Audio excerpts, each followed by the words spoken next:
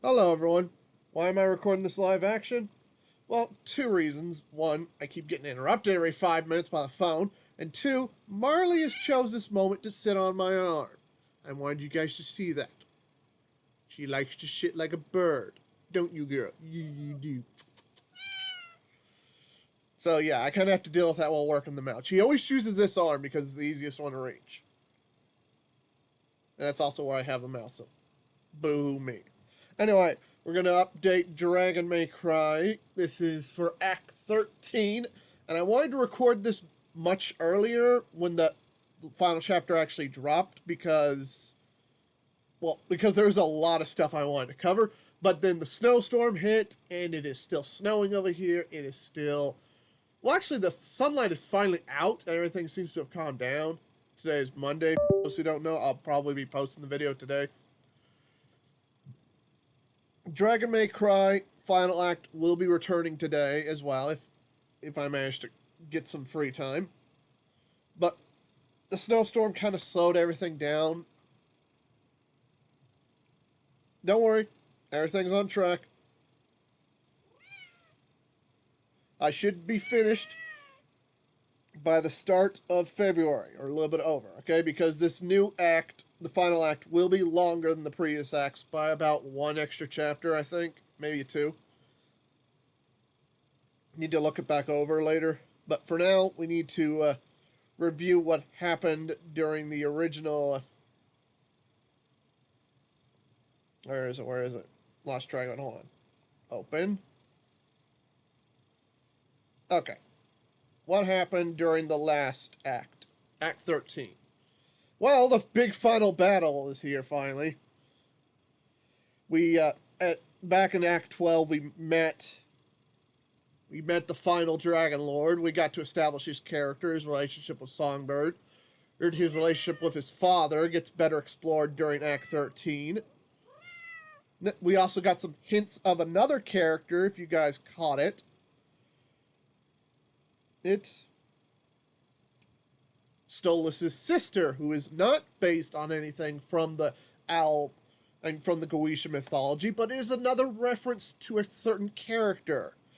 I want you to pay attention to her design. She's a dragon with blades on her, but she is more dragon-like, not salamence-like. Oh, now you decide to jump off my arm. You really want to play? There she goes. She's right back up here. You want to say hi to them again? See what you're doing? It's just my sleeve. She isn't touching skin. I get onto her if she goes after skin while doing this. But nah, this is perfectly fine sleeve.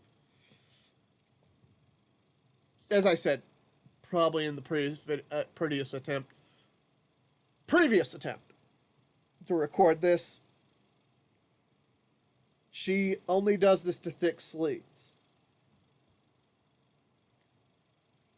But anyway, back to my review of Act 13. Now, we started off with Contorted Silk, which is a big reveal of what happened between Garble and the corpse. Yeah. Unadari was never in this story at all. It was always an illusion by the Red Horn. Yeah, it went that far, folks. I really had to bite my tongue when that original chapter back in, I know I have it saved. Hold on. I told you guys before to reread that chapter or between Unadari and Garble multiple times because I didn't just pull this out of my ass. No. I did foreshadow. She's not sure if she wants to get off or not. She's literally hanging on the edge of the chair now. You okay? I didn't do anything. You just fell off. Now she's just going to sit there and just go like this. Like, Daddy, Daddy, Daddy. Now she's right back up here. Anyway. No, I give her plenty of attention. She just loves doing this when I'm wearing something thick. When she was a kitten, she would roll up in my arm. Well, actually, roll up in my shirt. She'd crawl into my shirt and just roll up like a baby. It was adorable. And now she just does this. I think she's like 5, maybe 6 years old now. She's got plenty of time on her still. I keep my cats healthy. Frisky I had before her was up to 30 years old before she finally kicked the bucket. Yeah, I keep them that healthy. And I expect to keep this one just as long, if not longer. I want to break that record online. I want you to be up to 40 to 50 years old. Still kicking and screaming. Like the adorable little girl you are. And I keep getting distracted. Okay. But yeah. In Dragon Maid Cries Act, I think it's Act. I really should have saved these ahead of time. Cruelest Faustian Deal? No. I know what that is. No, that might be it. Hold on. No. Unfolding Cavities. Is that it? It might be it. Hold on, let me think. Spike? No, Spike's mentioned there.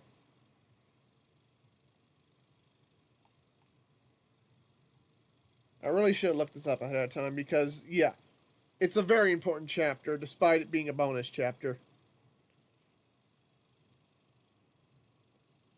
I really should have just linked it in the original chat, in the later chapter itself. Act 12, Act 10.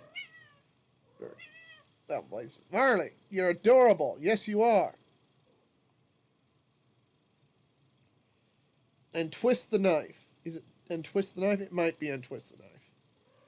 No, that's Thunderlane's death. Yeah. That's why I'm just a straight up asshole in Thunderlane's death. So, Knife is the one beforehand. F. Knife. It's not a trap. No, that's not it. It might be under Shadowcast. Yeah, that's probably it. Yeah, I forgot about that. Because, yeah, I literally give away the massive hint in the title. Yeah, that's Act 10, Clop 10, Under Shadows Cast. This is literally a reference to, the title is literally referencing Red Horn is watching the scene play out. He is manipulating everything. Unadari was never there, okay? He just had a disgustingly horrible moment. Garble was utterly manipulated to violate this corpse. And Unadari was never there at all. She was never involved at all. Her spirit was long gone. It was just her cold corpse. And basically, Redhorn used this to outright destroy Garble's psyche and prop him up as a weapon against Smolder and Spike. Okay? Because Spike would... his heart would be shattered that Garble had died in his name. Smolder would grow an intense hatred towards Shiva, not realizing the manipulation. And also the reveal of the head. Yes, it's all building back to the head. Garble was supposed to steal the head of the Sand Emperor, transport it somewhere else so Spike could never find it.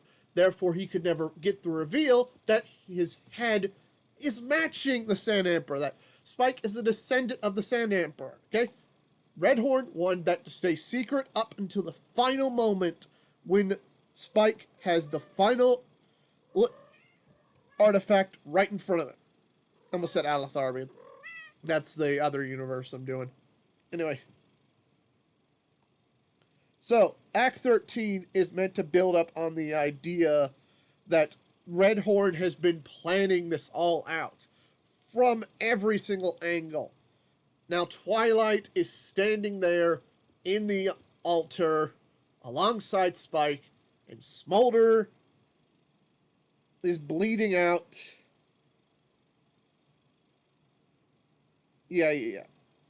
Hey, hold on. Did I just spoil something? Let me check. Yeah.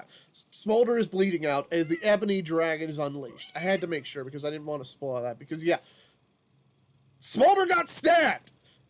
Twilight stabs Smolder through the chest, damn it. This girl cannot get a fucking break. First, Shiva full-on vaporizes her stomach, and then Twilight just stabs her clean through, damn it. What's that one commenter said, right? Night Shroud is like...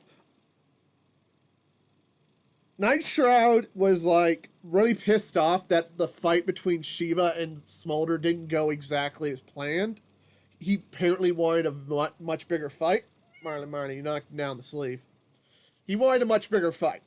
I get why, but I had to play it off as that way with Smolder losing so that the later events involving Smolder and Shiva, which still hadn't been revealed yet, that will be revealed in the next act. What the hell happened to Shiva? What the hell happened to Smolder? Why is the throne covered in blood? All that is explained in the next act. Okay? And what is Redhorn's overall plan? Who is Redhorn? If it isn't already obvious at this point, who is Redhorn? The funny part is, I am not being subtle on who Redhorn is. I'm just playing off the fact of a certain detail we're forgetting. Dragons have no idea who this guy is. Ponies do.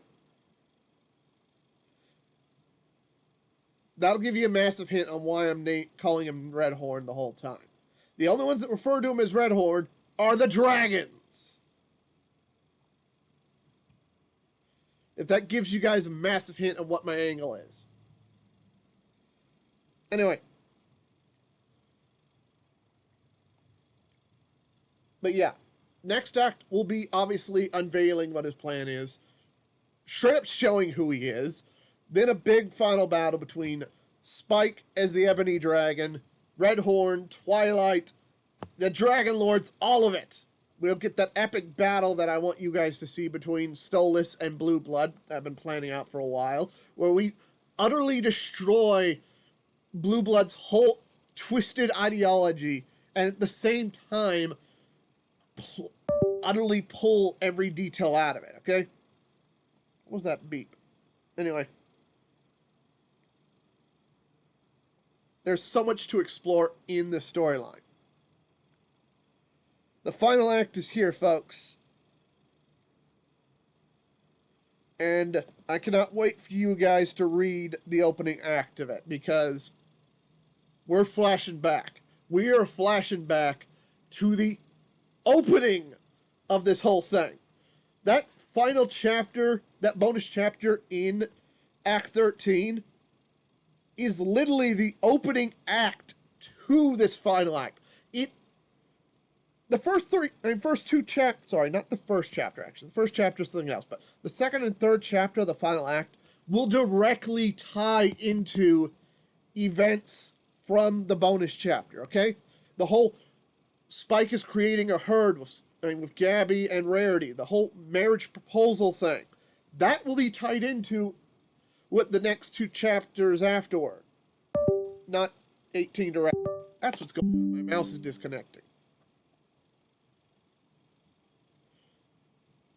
Yeah, my mouse is just straight disconnecting. Anyway, I can still use this mouse. But back to what I was saying. There is so much I want to say for the next act. And, of course, who is the final wife? If you guys have already figured out who Redhorn is, it'll be very bluntly obvious who the heck the final wife is. Because I am pulling on a reveal on a freaking story bit that the writers of MLP did long ago that I outright fucking hated, but I'm still using it anyway. I hated this character, I hated her story, everything about it, but I'm using her anyway because I love what it does for her, for Redhorn. I love the implications, I love the idea, and I cannot wait to explore her and Redhorn in my own take. Because I've been wanting to take her character and utterly fix or destroy every problem I have with her. Okay? There's a reason why I chose her to represent loyalty. And that will be very, very clear in the final battle. When I saw her in the comic books, I'm like, yeah, this character they've designed is already a very broken sense of loyalty, but I could take it so much further. I could really dive into the idea of, you see how determined she is to sit on my arm? She fell off and jumped right back on. Okay, since I'm using this mouse, I might as well let her be the final view you guys get to see. She's so adorable. Marley. It's an Irish word meaning cave and river. And I sometimes nickname her my little cave griffin. Because tiny little cave griffins' mythology can vanish and disappear at will. And they love shitting on arms. Like her. You are my bird. You are my cave griffin. Now fly! Fly! You gonna say goodbye to the folks at home? Look, there's you on screen. Look, you're on screen, girl. I'm actually surprised this video was 15 minutes because I thought I went on longer with that tirade. Probably got confused when the roommate decided to call me right as I clicked record in the other video. I'm like, seriously? I hate it. It's like, yes, the sink is broken. It's not on yet.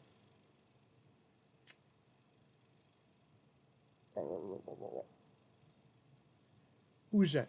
Who's that?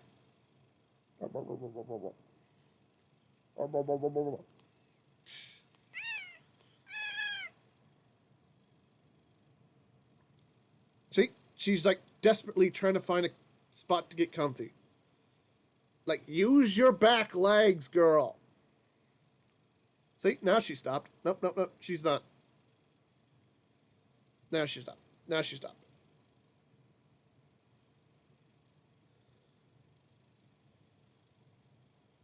Nope, nope, nope. Now she stopped. Use your back legs. How hard is this? Use your back legs, not just your arms. You have back legs. Use them. What are you hearing? I'm going to stop this video before a roommate shows up. I'm betting that's what she's hearing.